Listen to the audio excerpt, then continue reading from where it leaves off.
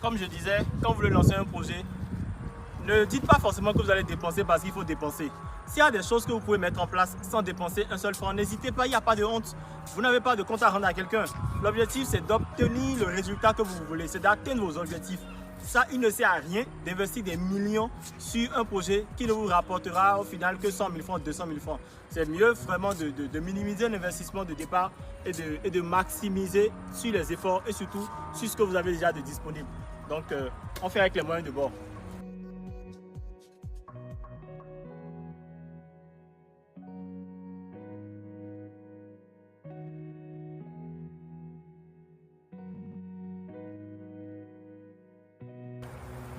Bon, moi, j'ai des barres que j'utilise pour pouvoir soutenir la paille. Moi, j'ai des barres que j'utilise pour pouvoir soutenir la paille. Mais quand vous n'avez pas des barres, vous pouvez aussi utiliser du bois. Et c'est parfait. Maintenant, nous allons utiliser cette paille-là pour pouvoir protéger la planche. Alors, la paille que nous utilisons ici, c'est juste les branches de palmier. Vu qu'il n'y a pas encore eu la levée au niveau de la semence, vous avez la possibilité de déposer directement la paille au niveau des planches. Maintenant, la tomate, comme je disais tout à l'heure, c'est une culture qui est vraiment sensible. Pour mettre toutes les choses de votre côté, je vous conseille directement de surrelever la pépinière. Au bout de 7 jours, normalement, vous devez voir vos tout premiers plants qui vont apparaître et qui vont commencer à se développer. La pépinière dure entre 4 et 6 semaines.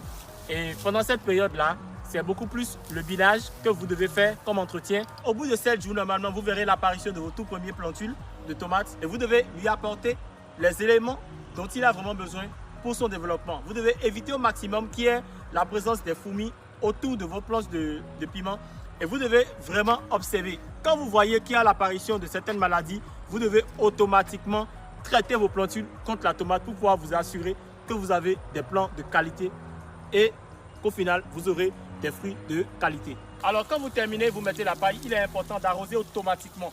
Vous devez arroser automatiquement votre pépinière. Autrement, vous n'obtiendrez rien comme résultat.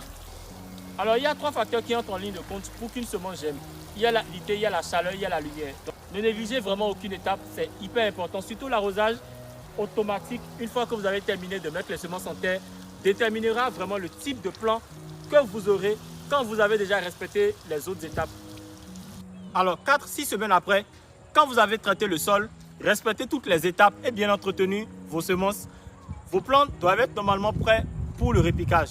Et la période pour le répiquage, ce n'est pas quelque chose qui est compliqué. Je vais vous montrer ici ce que nous avons comme résultat 13 jours après le répiquage.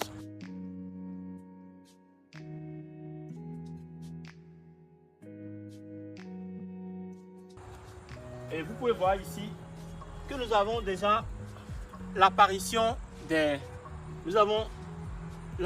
nouvelles feuilles. Vous voyez, nous avons l'apparition des nouvelles feuilles et nous avons les trichomes qui se développent aussi, les poils blancs au niveau de la tomate. Alors vous voyez les trichomes qui se développent aussi, nous en avons de là à là et nous en avons de là à là aussi.